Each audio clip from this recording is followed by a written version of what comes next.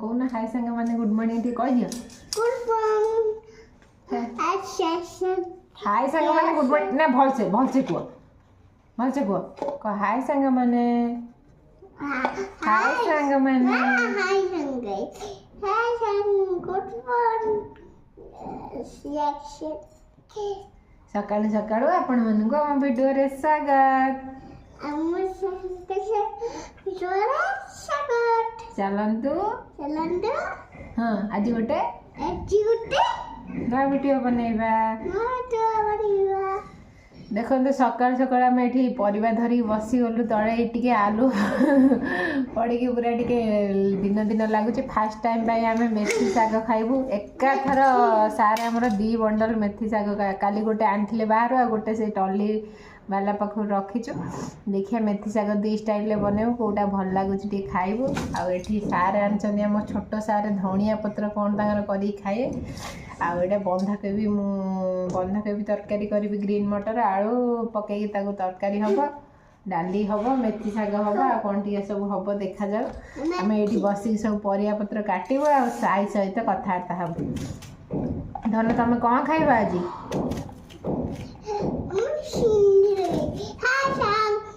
आमर पनिकी आसनी बोली छुरी रे कटा हो ना बो सब काटी दिया बो पनिक काटी पारनी आ गोटे बाहर को आसी बोली खाली कहूँ मत मो सहित हिंदी रे कथा हुआ हाय सांग कुछ हाय सांग हिंदी हाय फ्रेंड्स नमस्ते आप सभी को हमारे चैनल में स्वागत है से सब हिंदी शिखुची नुआ नुआ से हूँ पनिकटा देखा कि आसला बेलू आणवे जब आणवे नाती सांगे सांगे बो बस काटी दिंता बो काटी पारनी छुरी भी काटा सुविधा तक होनी आ मत सब काटिया पड़ू चलती परिया पत्र काटी दिए भल हाँ ठंडा जोर हो किए कौन कहले तुमको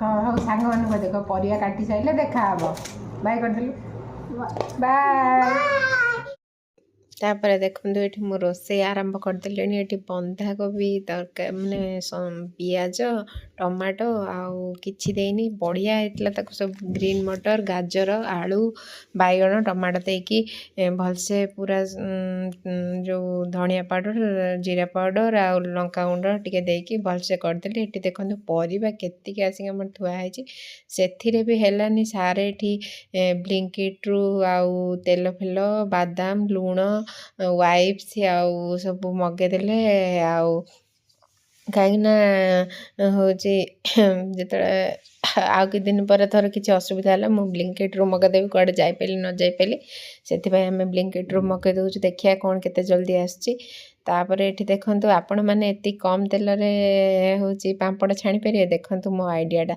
एक्चुअली पापड़ गुड़ा ये भी हो पूरा कम तेल आउ कहीं मोर मैंने तेलटा गरम करदेवी से अधिका तेल पकई रखा जगह ना से कम तेल करदे तादे हूँ शाग भाजदेवी से कम तेल पापड़ छाणुची पापड़ ये छाणीदे बंधाकोबी हो गला डाली भी हो साराणी आउ हूँ खाली शागटा भजा हम आ बादाम भी टिके भाजी कहीं बादाम रस ये बादाम बहुत बड़ बड़ दाना ये मिलूँ आ बादामटा भाजी देकी तादरे कंचा लंका रसुण आउ टिके धनिया पत्र लुण टिके पकईकी छेचिदेला मस्त पूरा बढ़िया लगुच आउ एबे देखंतु मेथी शागटा सीरियसली कहूँ जमा भी पिता लगुन बहुत टेस्टी होता तो ये मेथी शाग भाजिया को मुझे आगे फास्ट टिके फुटण आउ 5 फुटण टिके सुखिला लंका आ पियाज को जी पियाज सब काटी टिके अधिका पियाज काटी कहीं फास्ट फास्ट बनाऊली मुझे काले पितरी पितरी लगे टिके पियाज अधिका हेल्ले खाईदबा आ पिताटा भी देहपाई भल आजिकल जो रोग फोग है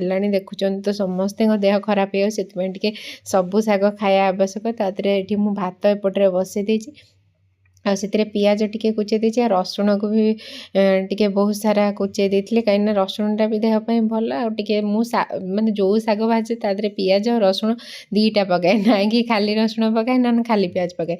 ଆଉ ଏଠି ଟିକେ ଆଳୁ କୁଚେଇ ଦେଇଛି ମେଥି ଶାଗରେ ପକାଇବାକୁ। ମୁଁ ଯେଉଁ ଦେଖିଥିଲି କିଏ ଗୋଟେ ଖାଉଥିଲା ମାନେ ଏମିତି ଖାଉଥିଲେ ୟୁଟ୍ୟୁବରେ ଦେଖିଥିଲି ଆଳୁ ପକାଇକି ଭାଜିକି, ତ ମୁଁ କହିଲି ଟିକେ ଟ୍ରାଏ କରିବି ଦେଖିଆ ଆଳୁ ଟିକେ ପକାଇଦେବି। ଛୋଟିଆ ଆଳୁଟେ କୁଚେଇ ଦେଇଥିଲି। ଆଉ ଏଠି ଟିକେ ହେଉଛି ପିଆଜ ରସୁଣ ଟିକେ ଟିକେ ହେଇ ଆସିଲା ପରେ ବେଶୀ ମାନେ ପିଆଜ ରସୁଣଟାକୁ ଭାଜିନି, ଅଳ୍ପ ସମୟ ଭାଜିଛି, ତା ଦେହରେ ଆଳୁ ପକାଇଦେଲି। ଆଉ ଏଥିରେ ଟିକେ ଲୁଣ ପକାଇ ଦେଇ କିଛି ସମୟ ପାଇଁ ଛାଡ଼ିଦେବି ଭାଜିବାକୁ। ଆଳୁଟା ଟିକେ ହେଇ ଆସିଲେ ଯାଇକି ଶାଗ ପକାଇବି। ଆଳୁଟା ଟିକେ ସିଝିଗଲେ ତାପରେ ଶାଗ ପକାଇ ଦେଇକି ଭାଜିବି, ଆଉ କିଛି ତାର କାମ ନାହିଁ। ଆଉ ଆଳୁ ସିଝି ସାରିଲା ପରେ ଶାଗ ପକାଇ ଦେଇକି ଏଠି ଲୁଣ ଆଗୁତୁରା ପକାଇ ଦେଇଥିଲି। ଏବେ ତାକୁ ପୁରା ଭଲସେ ଭାଜି ସାରିଲା ପରେ ହେଇସାରିଲା ପରେ ତାପରେ ଖାଇବୁ। ଆଉ ଏଠି ଦେଖନ୍ତୁ ବାପା ଆଉ ପୁଅ ଆଉ ଇଏ ବସିଗଲେ ଖାଇବାକୁ। ଆଉ ବୋଉ ତାର ଏଠି ବାଦାମ ଛେଚିକି ଦେଉଛି, ରସୁଣ କଞ୍ଚା ଲଙ୍କା ପକାଇକି ଛେଚିକି ଦେଉଛି। ଆଉ ପତରରେ ଖାଉଛୁ କାହିଁକିନା ହେଉଛି ଦେଖନ୍ତୁ ଏଠି ଯେଉଁ ଥଣ୍ଡା ହେଉଛି ପୁରା ବହୁତ ମାନେ କଷ୍ଟ ହେଉଛି ଧୋଇବାକୁ, ସେଥିପାଇଁ ପତରରେ ଖାଇ ଦେଉଛନ୍ତି। ତାପରେ ଏଠି ବୋଉର ମୋର ବସିଗଲୁ ଖାଇବାକୁ। ଆମ ଖାଇବାଟା ନିଆରା ଦେଖନ୍ତୁ। ପୁରା ଏଠି ଖାଇ ପିଇ ସାରିଲା ପରେ ଏଠି ସାରେ ପାଠ ପଢ଼ିବାକୁ ଆସିଗଲେ। ସାର୍ ଏଠି ତାଙ୍କ ଜେଜେ ପାଠ ପଢ଼ଉଛନ୍ତି, ଦେଖନ୍ତୁ କେତେ ସୁନ୍ଦର ବସିକି ପାଠ ପଢ଼ୁଛନ୍ତି। ଆରେ ବା ଗୁଡ୍ ବୟ।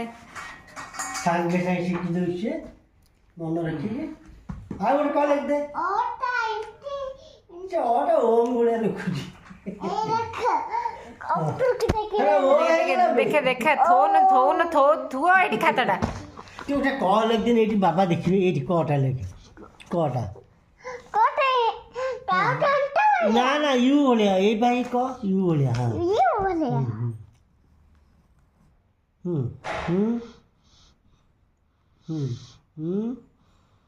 ତାପରେ ସେଠୁ ଜେଜ ଶିଖେଇଛନ୍ତି ଫରେନ୍ କ। ହଁ ସେ ଶିଖିବ ଆସ୍ତେ ଆସ୍ତେ ଆସ୍ତେ। ସାଙ୍ଗେ ଶିଖିଦେଲା କେତେ ଲେଖିଦେଲେ। ତାପରେ ୱାନ୍ ଟୁ ଚାଲ ଆଉ ୱାନ୍ ଟୁ ଲେଖିବା ତୁ ୱାନ୍ ଟୁ ଲେଖିବା ଚାଲ। ହଁ ଲେଖ ମନେ ହଉଛି ଲେଖ ସବୁ ଲେଖ।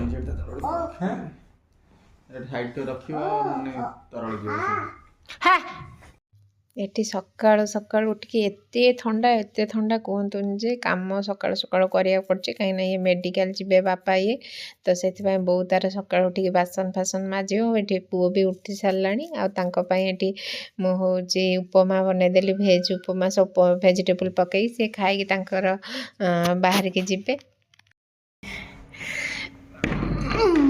ବୋଉ ଆଉ ପୁଅ ପଳେଇଛନ୍ତି ତଳକୁ ବୁଲିବାକୁ ପଳେଇଛନ୍ତି। ମୁଁ ଏଠି ସବୁ ଗରମ ପାଣି କରିକି ୱାସିଂ ମେସିନ୍ଟା ଆସିକି ପହଞ୍ଚିଲି, ସେଥିପାଇଁ ଗରମ ପାଣି କରି ଲୁଗାପଟାକୁ ସବୁ ଭେଦେଇ ଦେଇକି ଆସିଛି। ସଫା କରିବି, ଟିକେ ଯାଉଛି ଖରାରେ ତାଙ୍କ ପାଖରେ ଠିଆ ହେଇକି ଆସିବି। ଏତେ ଶୀତ ତଳକୁ ଯାଉଛି ଟିକେ ଖରାରେ ଠିଆ ହେବା ପାଇଁ। ଦେଖିବା ଆଇମା ନାତି କ'ଣ କରୁଛନ୍ତି। ଆଇମା ଫୋନ୍ରେ ବିଜି, ନାତି ଏଠି ବିଜି ଖେଳୁଛନ୍ତି ଏଠି। ଇଏ ଆସିଲେ ଖାଇ ପିଇକି ମେଡ଼ିକାଲରୁ ଟିକେ ରେଷ୍ଟ ନେଇଗଲେ। ତାପରେ ଆମେ ଚାଲିଲୁ ହେଉଛି ବାପା ମା ଛୁଆ ଟିକେ ମାର୍କେଟ, ମାନେ କାହିଁକି କାମ ଅଛି ବୋଲି ଟିକେ ଚାଲୁ। ଏଇଠି ବଢ଼ିଆ ଗୋଟେ ପରିବା ଥିଲା, ଫ୍ରେଶ୍ ପରିବା। ଯେହେତୁ ଘରେ ପରିବା ଥିଲା ଆଉ ଆଣିବାକୁ ଇଚ୍ଛା ହେଲାନି।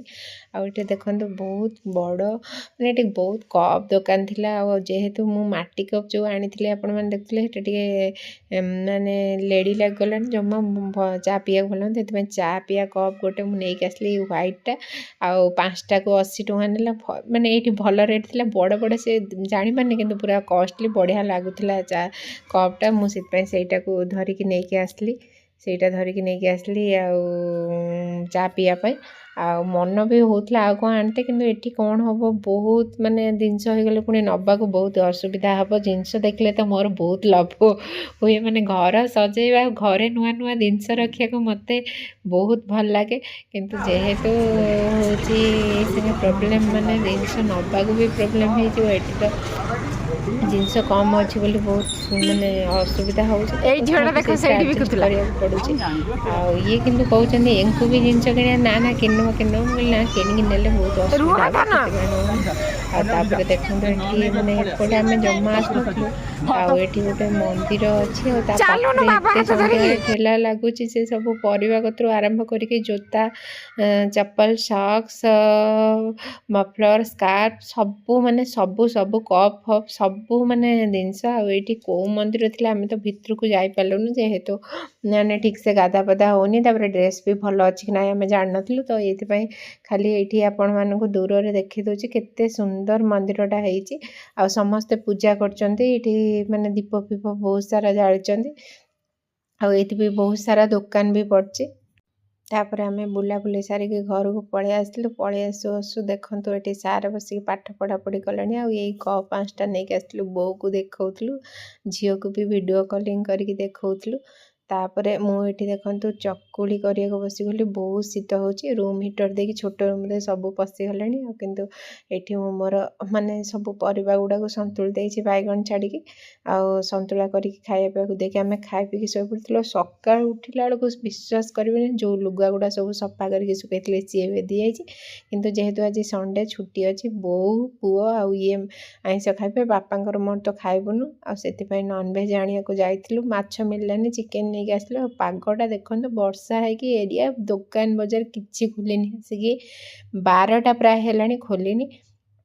ଆଉ ଏଠି ଦେଖନ୍ତୁ ଆମେ କିଛି ଫ୍ରୁଟ୍ସ ନେବୁ ବୋଲି ଭାବିଥିଲୁ, ଆଉ ବୋଉ ପାଇଁ ଟିକେ ପଇଡ଼ ନେଇଯିବୁ, କାହିଁକିନା ଗାଧା ପାଧା ଏତେ ଥଣ୍ଡା 7-8 ଡିଗ୍ରୀ ହେଇଯାଉଛି, ତ ଗାଧେଇବ କ'ଣ, ସିଏ ତାକୁ ଦେହ ଖରାପ ହେଇଯିବ। ସେଥିପାଇଁ ବେଳେବେଳେ 2-3 ଦିନ ଥରେ ଭଲସେ ଗାଧଉଛି, ନହେଲେ ଗାଧଉନି। ତ ସେଥିପାଇଁ ନେଇକି ପଳେଇ ଆସିଲେ। ଆସିଲା ପରେ ଏଠି ଦେଖନ୍ତୁ ହେଉଛି ଟିକେ ଖରା ପଡ଼ିଆ ଧାପସା ପଡ଼ିଲା ବେଳକୁ ମୁଁ ମୋର ବସିଯାଉଛି, କାହିଁକିନା ମୋର ବି ଅଣ୍ଟା ଫଣ୍ଟା ପେନ୍ ହେଉଛି। ଏତେ ଥଣ୍ଡା ହେଲା ବେଳକୁ ମୋର ଅଣ୍ଟା ପେନ୍ ହେଉଛି, ହାତ ପେନ୍ ହେଉଛି। ମୋତେ ବି ମାନେ ଥାଇରଏଡ଼୍ ଟେଷ୍ଟ କଲେ ଥାଇରଏଡ଼୍ ବାହାରିନି, କିଛି ବାହାରିନି, କିନ୍ତୁ କ'ଣ ପାଇଁ କେଜାଣି ଆଉ ଦେହ ହାତ ଗୁଡ଼ା ବି ବଥା ବଥି ହେଇଯାଉଛି। ସେଥିପାଇଁ ମୁଁ ଏଠି ରସୁଣ ଛଡ଼େଇ ଦେଉଛି। ତାପରେ ରୋଷେଇବାସ କରିବି, 2ଟା ଆଇଟମ୍ କରିବାର ଅଛି। ସକାଳେ ସମସ୍ତେ ଚକୁଳି ପକୁଳି ଆରାମସେ ପେଟେ ଖାଇ ଦେଇଛନ୍ତି, ଆଉ ସେଥିପାଇଁ ଲେଟ୍ରେ ରୋଷେଇ ହେଲେ ଚଳିବ, ତଥାପି ଆଉ ରୋଷେଇଟା କରାହେବ। ତାଙ୍କର ଚିକେନ୍ ଆଣିଛନ୍ତି, ବୋଉ ତାର ଚିକେନ୍ ଖାଇବନି, ତ ସିଏ ବେଳରୁ ଖାଏନି, ତ ବାପ ପୁଅଙ୍କ ପାଇଁ ଚିକେନ୍ ବନେଇଦେବି।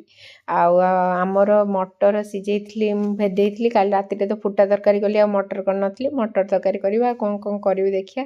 ଆଉ ଏଠି ଦେଖିଲା ବେଳକୁ ମାନେ ସାଙ୍ଗେ ସାଙ୍ଗେ ହଠାତ୍ କ'ଣ ହେଉଛି, ମୁଣ୍ଡଟା ଏତେ ଜୋର ବିନ୍ଧୁଛି। ସେଥିପାଇଁ ବୋଉ ତାର ବସିକି ଏଠି ମୋ ମୁଣ୍ଡରେ ଭଲସେ ପୁରା ତେଲ ଗରମ ପାଣି ଆଣିକି ଲଗାଇଦେଉଛି। ସତ କହୁଛି ନା, ମା' ଗୋଟେ ଶବ୍ଦ ଥାଏ ନା, ମାନେ ସିଏ ସବୁ କରିପାରେ। ସିଏ ତାର ମୋତେ ଥଣ୍ଡା ଧରିବ ବୋଲି ବାସନ ମାଜି ପକାଉଛି, ନିଜେ ମାନେ ନିଜର ବଳ ନାହିଁ, ପିମ୍ପୁଡ଼ି ଫୁଙ୍କି ଦେଲେ ଉଡ଼ିଯିବ, ସିଏ ତାର ସବୁ କାମ ନିଜେ କରି ପକାଉଛି, କାଳେ ମୋତେ କଷ୍ଟ ହେବ। ଆଉ ମୋତେ ଏଠି ତେଲ ଲଗାଇ ଦେଉଛି ମୋ ମୁଣ୍ଡ ବିନ୍ଧୁଛି ବୋଲି। ତାପରେ ଦେଖନ୍ତୁ ମୁଁ ଏଠି ଗୋଟେ ଜାଗାରେ ବାଟଣ କଷି ଦେଉଛି, ତାପରେ ମଟର ତରକାରୀ ଆଳୁ ସିଝେଇଛି ସେଥିରେ ପକେଇକି ଫୁଟେଇ ଦେବି, ଆଉ ଗୋଟେ ଜାଗାରେ ଚିକେନ୍ କଷିଦେବି। ଭାତ ବି ହେଇ ଆସିଲାଣି, ଆଉ ଭାତ ବି ବସାଇ ଦେଇଥିଲି। ଆଉ ଏଠି ଦେଖନ୍ତୁ ବାପ ପୁଅଙ୍କର କାମ ଚାଲିଛି, ସେଠି ତାର ବାପା ତାଙ୍କର ମୋବାଇଲ୍ ଦେଖୁଛନ୍ତି, ମୋର ଏଠି ରୋଷେଇ ଚାଲିଛି। ଆଉ ଏଠି ଦେଖନ୍ତୁ ମୋର ଚିକେନ୍ କଷାଟା ଆସ୍ତେ ଆସ୍ତେ ପୁରା ହେଇ ଆସିଲାଣି। ଆଉ ଏଠି ମଟର ତରକାରୀଟା ବି ମାନେ କଷି ଦେଇକି ଆଉ ଗୋଟେ ହୁଇସିଲ୍ ମାରିଦେଇଛି। ଗୋଟେ ପିଲା ଚିକେନ୍ ଖାଇବ ବୋଲି ଆଗୁତୁରା ଏକ୍ସରସାଇଜ୍ କରିଛି, କାହିଁକିନା ଚିକେନ୍ ଖାଇବ। ଓ କି ଏକ୍ସରସାଇଜ୍ରେ, ଆରେ ବା, ହଁ କର ପିଲା ଏକ୍ସରସାଇଜ୍ କରୁଛି ଚିକେନ୍ ଖାଇବ ବୋଲି ଦିନ 2ଟାରେ। କି ଏକ୍ସରସାଇଜ୍ ଏଠି, ହଁ ବାବାରେ, ଆରେ ବା, ସୁନା ପିଲାଟା, ଓହ କି ଏକ୍ସରସାଇଜ୍। ଆରେ ହଉ ଏକ୍ସରସାଇଜ୍ କରନ୍ତୁ, ଆମର ରୋଷେଇ କରିଦେଉ। ଏଠି ଆମର ସାଲାଡ଼ କଟା ଚାଲିଛି, ପାମ୍ପଡ଼ ଚାଲିଛି ଛଙ୍କା, ଆସିଲେ ଲାଷ୍ଟକୁ ମୁଣ୍ଡି ମାରିବାକୁ। ଧନ ଚିକେନ୍ କେମିତି ହେଇଛି, କେମିତି ଲାଗେ କୁହନ୍ତି, କହିଦେଲା ଟିକେ ଟେଷ୍ଟି। ଏଠି ତା ବାବା ଚିକେନ୍ ଖୋଇ ଦେଉଛନ୍ତି, କହୁଛି ଭାରି ଟେଷ୍ଟି।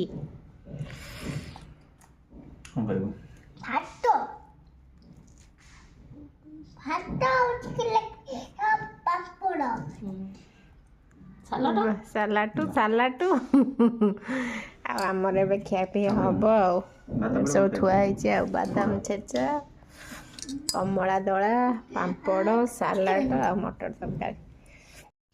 ଖାଇ ପିଇ ସାରିଲା ପରେ ସମସ୍ତେ ଟିକେ ରେଷ୍ଟ ନେଲୁ। ରେଷ୍ଟ ନେଇ ସାରିଲା ପରେ ଏବେ ଆମେ କ'ଣ କରିବୁ ନା ରେଷ୍ଟ ମାନେ କେହି ଶୋଇନଥିଲୁ। ପୁଅ ଶୋଇ ପଡ଼ିଲା ବେଳକୁ ରାତିରେ ଆଉ ଜମା ଶୋଉନି, ସେଥିପାଇଁ ଆମେ ଦିନରେ ଆଉ ତାକୁ ଶୋଇବାକୁ ଦେଉନୁ। ସେଥିପାଇଁ ତା ସହିତ ବସିକି ରୁମ୍ ହିଟର ଲଗେଇକି ଗୁଲି ଖଟି କରୁଥିଲୁ। ରୁମ୍ ହିଟର ଲଗେଇଲେ ବି କିଛି କାଟୁନି, ଏତେ ଥଣ୍ଡା ହେଉଛି ଯେ ମୁଁ ସେଥିପାଇଁ ଅଦା ଛେଚିକି ଆଉ ଟିକେ ଗୁଜୁରାତି ପକେଇ ଗରମ ଗରମ ଚା ବନେଇ ଦେଇଛି। ସମସ୍ତେ ଚା ବିସ୍କୁଟ୍ ଖାଇବେ। ଚା ବିସ୍କୁଟ୍ ଖାଇସାରିଲା ପରେ ରାତି ପାଇଁ ତ ଆଉ ଟେନସନ୍ ନାହିଁ, କାହିଁକିନା ଆମର ମଟର ତରକାରୀ ଅଛି ଆଉ ଚକୁଳି କରିବି, ଆଉ ତାଙ୍କର ବି ଚିକେନ୍ କଷା ଅଛି, ଚକୁଳି କରିବି। ଚକୁଳି ତ 10 ମିନିଟ୍ ଲାଗିବ, ଗରମ ଗରମ ପତଳା ପତଳା ଚକୁଳି ବନେଇଦେଲେ ସମସ୍ତେ ଖାଇଦେବୁ। ତରକାରୀ ଚିକେନ୍ କଷା ଗରମ କରିଦେଲେ ଆଉ ମଟର ତରକାରୀ ଗରମ କରିଦେଲେ ଆମେ ସବୁ ଖାଇଦେବୁ। ଆଉ ଏବେ ସବୁ ଚା ବିସ୍କୁଟ୍ ଖାଇବେ। ଚା ବିସ୍କୁଟ୍ ଖାଇସାରିଲା ପରେ ଆଉ ଏଠି ଆମେ ତାପରେ ଆଉ ଯାହା କରିବୁ ଟିକେ ବସିବୁ ସମସ୍ତେ, ଆଉ ତ କିଛି କାମ ନାହିଁ। ଆଉ ସମସ୍ତଙ୍କୁ ଚା ଦେଇ ସାରିଲା ପରେ ଲାଷ୍ଟକୁ ଯେଉଁ ଚା ଟିକେ ବଳିଲା ସେଇଟା ମୁଁ ପିଇବି। ଆଉ ମୋତେ ବି ମୁଁ ଚା ପିଉନି, ଆକ୍ଚୁଆଲି ଜମା ପିଉନି, କିନ୍ତୁ ହେଉଛି ଏତେ ଥଣ୍ଡା ହେଉଛି ଯେ ଏବେ ଟିକେ ଭାବିଲି ସନ୍ଧ୍ୟାବେଳେ ଟିକେ ଚା ପିଇବା ପାଇଁ। ଆଉ ଗ୍ୟାସ୍ ହେଉଛି ବୋଲି ମୁଁ ଜମା ବି ପିଉନି ଚା, କାହିଁକିନା ଚାଟା ବି ଦେହ ପାଇଁ ଭଲ ନୁହେଁ। ଆଉ ଯଦି ପିଇବା ନିକାର ଚା ପିଇବା କଥା ପିଇବା ହେବ ଯେଉଁ ବିନା କ୍ଷୀରରେ। ଆଉ କିନ୍ତୁ ମୁଁ ଏବେ ଟିକେ ଜଷ୍ଟ ପିଇ ଦେଉଛି, ମୁଣ୍ଡଟା ବିନ୍ଧୁଛି ବୋଲି। ଆଉ ଟିକେ ପିଇ ଦେଇକି ତାପରେ ଦେଖିବା। ତାପରେ ଏଠି ଦେଖନ୍ତୁ ସାରେ ଆମର ମାସ୍କ ଦେଇଛନ୍ତି, ମାନେ କରୋନା ପାର୍ଟ 2 ଆସିଗଲା ତ ସେଥିପାଇଁ ସାର୍ ଆମର ମାନେ ବହୁତ ହେଲ୍ଥ କନସିୟସ୍। ସେଥିପାଇଁ ସେ ତା ବାବା ସହିତ ଯିବ ବୋଲି ମାର୍କେଟ, ଆକୁଦ୍ରା ମାସ୍କ ଫାସ୍କ ଦେଇକି ରେଡ଼ି ହେଇଗଲାଣି, ଯିବ ମାର୍କେଟରୁ କ'ଣ ସବୁ ନେଇକି ଆସିବ ଖାଇବା ପାଇଁ। ଆଉ ବାହାର ଜିନିଷ ସେଠି ଜମା ବହୁତ କମ୍ ଖାଉଥିଲା, ଏଠିକି ଆସିଲା ପରେ କ'ଣ ଏତେ ଫୁଲା ହେଇ ସବୁ ଖାଲି ଡେଲି ତା ବାବା ସହିତ ଯାଉଛି। ଘରେ ବସି ବସି ଛୋଟ ଛୁଆ କ'ଣ କରିବ, ସେଥିପାଇଁ ସେ ପୁରା ବୋରିଂ ହେଇଯାଉଛି ବୋଲି ତା ବାବା ଟିକେ ତାକୁ ବାହାରକୁ ନେଇ ଯାଉଛନ୍ତି। ଆଉ ଏଠି ପେଷ୍ଟ୍ରି ନେଇକି ଆସିକି ପଳେଇ ଆସିଛି। ଆଉ ମୁଁ ଭିଡ଼ିଓଟାକୁ ଏଠି ଶେଷ କରିଦେଉଛି। ଭଲ ଲାଗିଥିଲେ ଲାଇକ୍, ସେୟାର, କମେଣ୍ଟ, ସବସ୍କ୍ରାଇବ୍ କରିବାକୁ ଜମା ବି ଭୁଲିବେନି। ରହୁଛି। ଜୟ ଜଗନ୍ନାଥ, ଜୟ ଶିବ ଶମ୍ଭୁ।